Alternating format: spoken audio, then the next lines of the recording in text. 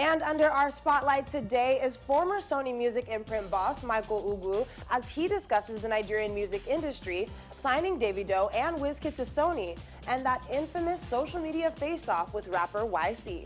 More details coming up now. The Nigerian music soundscapes is perhaps one of the busiest and most prolific from the Black continent. Its tentacles has created the new global genre now termed as Afrobeat and consists of other percussion-driven contemporary sounds from other parts of Africa. As a business unit, however, it appears to still be all over the place with no strong structures but only strong individuals. Behind the cacophony of the trial and error business model is Nigerian music executive Michael Ugwu, popularly known as Magic Mike. He has been pushing the industry with empirical formula in A&R, digital and other support services, and one-time general manager of Sony Music Entertainment West Africa.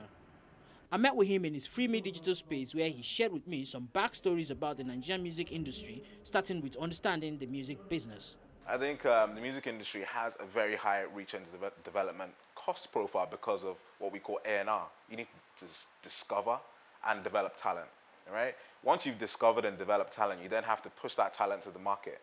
And whether the market accepts it or not, accepts that talent or not, is down to the market, right? So I believe we operate under that 80-20 Pareto principle. And I think a lot of people don't actually realize that. For every 10 acts in the music industry, 8 will fail. So on that 80-20 basis, 80% will fail.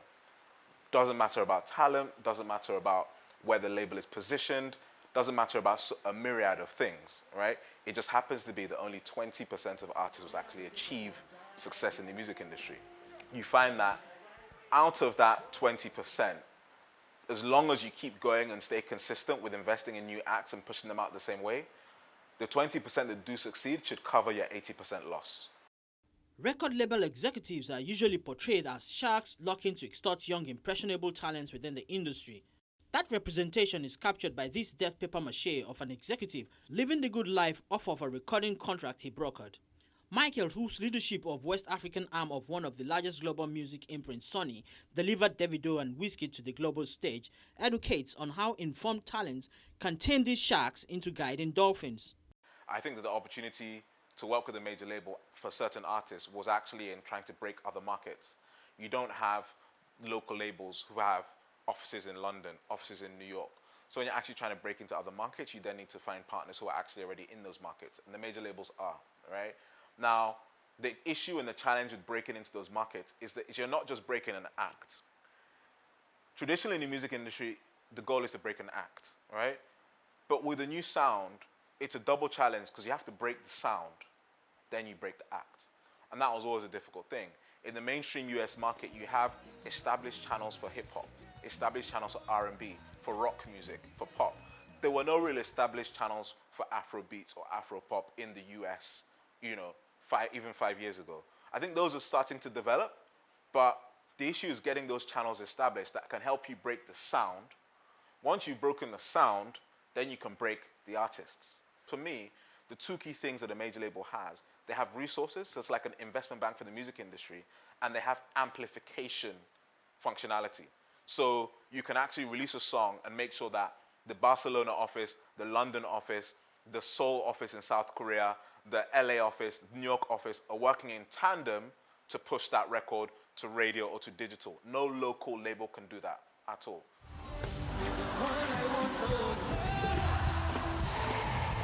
Respect for IP is still an issue in Nigeria. I think what's largely changed with the advent of digital has been that you're actually able to, issue a takedown on a streaming service. Let's say party A, party B, don't have a contract. Party B sees his music up somewhere. He can approach Audiomack, approach Apple Music, approach Spotify, and actually say, look, I didn't give my rights for this content to be here. Please take it down. A dispute is now filed, right? And I think a lot of this is governed by the DMCA, which is the Digital Millennium Copyright Act. Now that works in the digital environment. In the physical environment, like the Alaba days, right? There's not much you can do. An Alaba marketer can take your CD plate and print 1 million copies. There's not much you can really get done there, even if you try and take the police there, which I know, some of my big brothers in the industry did back in the day, like F.L. Morogbe, Obi Asaka, Audu Maikori. You know, they've really fought a lot of battles with Alaba over the years. I mean, I had great relationships with Alaba as well, right? And we know some of these things. So digital has changed that. Now, the biggest thing for me today is not even, there isn't an absence of lawyers. There's a lot of entertainment law firms now. I think one of the biggest issues is enforcement, right? Now, enforcement at the level, at the court level, whether it's federal court, court of appeal, whatever, it's actually enforcement. It's actually been able to say, okay, you're liable for damages. How do you pay the damages? You're liable for this, you're liable for that. Enforcement is still a massive issue. And that's why I think the system breaks down within the court system. In 2017, then Imagine rapper YC called out Michael and Sony Music on social media, claiming amongst other things, extortion. Before I signed YC, I was pretty clear, I was pretty honest. I've always been honest with the deals that I've signed, right? Because I always knew Sony came to Nigeria once and they left. And there were Nigerians that would have been holding the bag when they left to deal with whatever the fallout was. So obviously, because that's happened, history, you never know when history can repeat itself. And history has a way of rhyming, right? So with that in mind, when I was running Sony, I always wanted to have that honest conversation with artists that were signed. What are your expectations out of this deal, right? And I think one of the big issues with that deal was it did come to resource. I don't think that we as a company, when I was with Sony, put enough resource into driving that project. So the label ended up investing more of their own resource into that project, right? And that caused a lot of frustration issues. So I completely understood YC's issue at the time. What I didn't agree with was him attacking me personally on social media when I'd been very clear with them and his boss Tiny on what to expect from a major label situation. It takes time to actually move things around within a system. It's not my company. I can't just click my fingers and make things happen. I need to sell into this office. I need to get buy-in from this general manager. I need to get support from this VP. I need to, create a business case. That's the large music industry for you. Things don't just happen like that.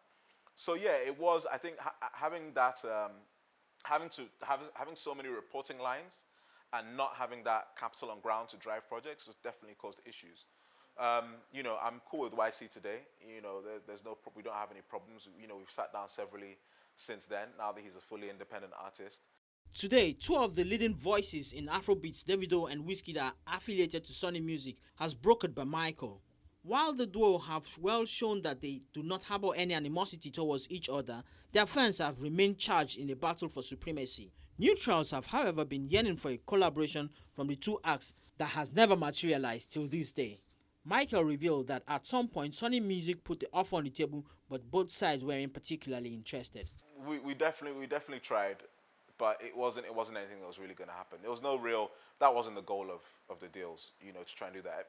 Anyone who managed to get that collaboration at the time, it would have been a good thing. And it just helps with the relationship. It's good for optics.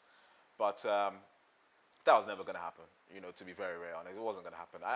There was even mistrust in the early days anyway, even within the labels, because if you're working on both deals, you have understanding of, both rollout strategies, both plans. No artist wants to know that, one or two people know what both of them are doing. They want their camps quite separate. Because it's that competitive thing. So no, there was no real drive for collaboration. There were talks of it, but nothing really deep. In recent times, Magic Mike has gone ahead to launch a music career of ace Nigerian comedian Basket Man, brought the contemporary high-life duo Cavemen up from the underground, and worked with other top talents in the industry in various capacities.